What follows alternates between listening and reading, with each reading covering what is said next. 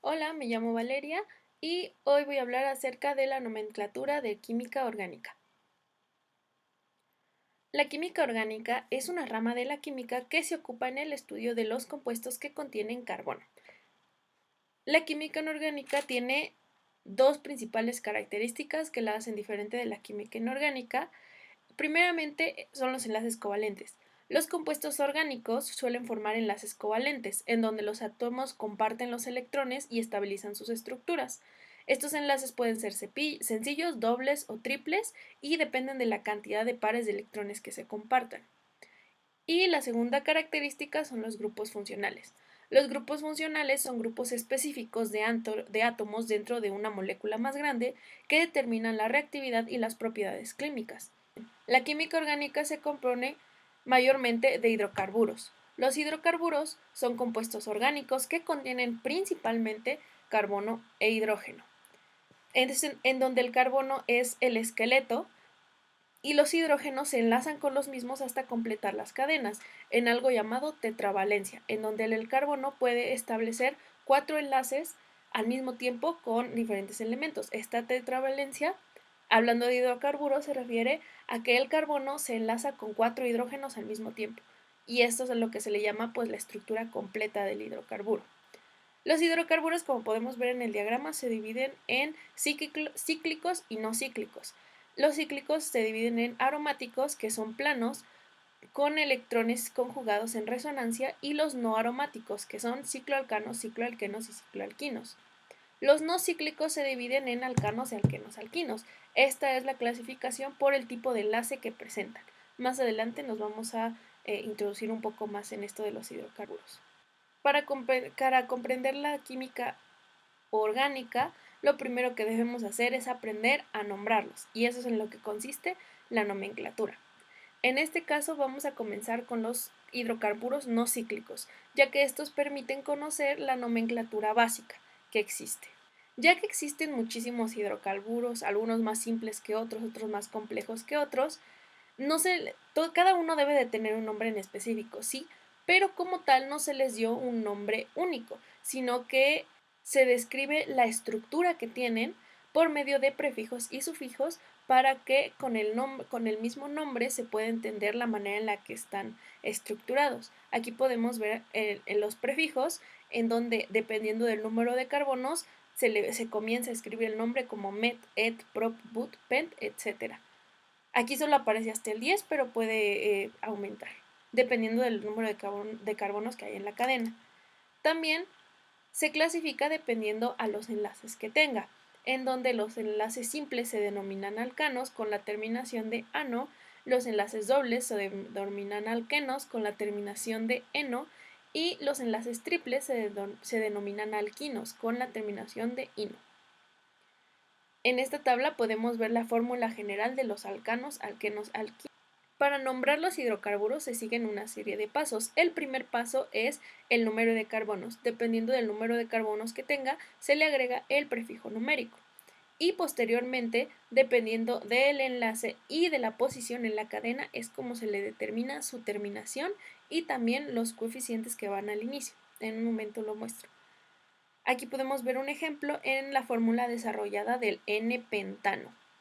Podemos ver 5 carbonos, lo que determina el prefijo de pent, y ya que todos los enlaces son simples, ano, pentano. Ahora pasamos a nombrar los enlaces que no son sencillos. Se realiza exactamente el mismo proceso, se cuenta el número de carbonos que se tienen y posteriormente se ven sus enlaces y su posición en la cadena. Podemos ver la fórmula desarrollada del 2-penteno. Si contamos los números de carbonos, tenemos 5, lo que forman el prefijo de pent. Podemos ver un enlace doble, que es la terminación de eno, de alqueno, y buscamos el extremo más próximo en donde se encuentre el enlace. Como en este caso está más próximo al extremo derecho, comenzamos a contar la cadena como se muestra en la fórmula geométrica. Ya que el inicio del enlace se encuentra en el carbono número 2 y va hacia el 3, la fórmula se escribe como 2-pent-eno. Y ocurre lo mismo si cambiamos el enlace doble por uno triple. Volvemos a enumerar la cadena y se transforma en 2-pentino.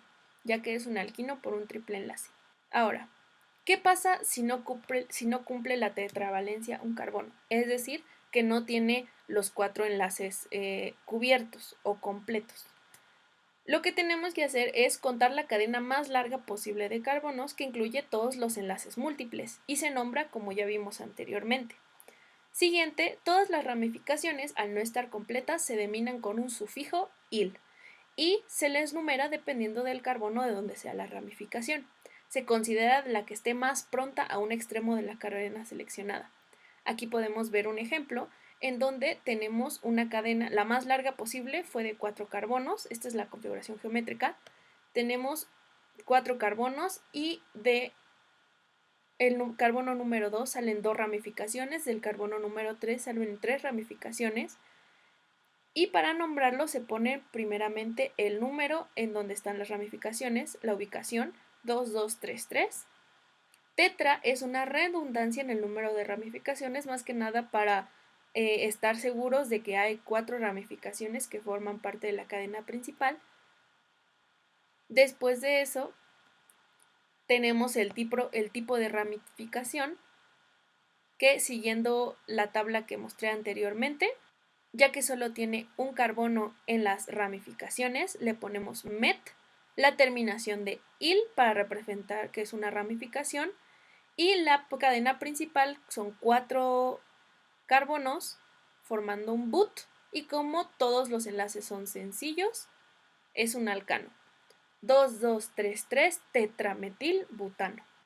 Aquí en la siguiente imagen podemos ver una cadena un poco más compleja que sigue exactamente las mismas reglas de la IUPAC. Las reglas de la IUPAC es la Unión Internacional de Química Pura y Aplicada, y más que nada guía el desarrollo de los estándares para denominar los compuestos químicos y que sea generalizado alrededor del mundo. 7-terbutil 4,10-dietil tridecano. Es importante, como lo pudimos ver en el ejemplo anterior, que los prefijos di, tri, tetra, penta, hexa, que indican la redundancia de la cantidad de carbonos libres en las ramificaciones, no se cuentan para establecer el orden alfabético, sino los que se cuentan son los butil, etil, metil, propil, butil, etc. Existen unas cuantas ramificaciones que ya tienen un nombre establecido y aceptado por la IUPAC, como lo es el isopropilo, el sec-butilo, el isopentilo, los que podemos ver aquí en la imagen. Ahora pasamos a los cíclicos no aromáticos. Un hidrocarburo cíclico es simplemente un hidrocarburo que está cerrado, es un ciclo. Se nombran exactamente igual a los no cíclicos, pero simplemente se le agrega el prefijo de ciclo. Cicloalcanos, cicloalquenos, cicloalquinos. Eso ha sido todo por la asesoría de hoy. Recuerda, si quieres saber más acerca del tema, puedes visitar la plataforma o las diferentes redes sociales de Soy Tutor. Recuerda que esta fue una introducción a la nomenclatura de los hidrocarburos, los más simples que existen. Partiendo de esta nomenclatura se identifican los grupos funcionales y los hidrocarburos complejos con más ramificaciones. Eso ha sido todo por hoy. Muchísimas gracias. Recuerda registrarte en soytutor.io y toma todas las tutorías que quieras sin costo. Gracias.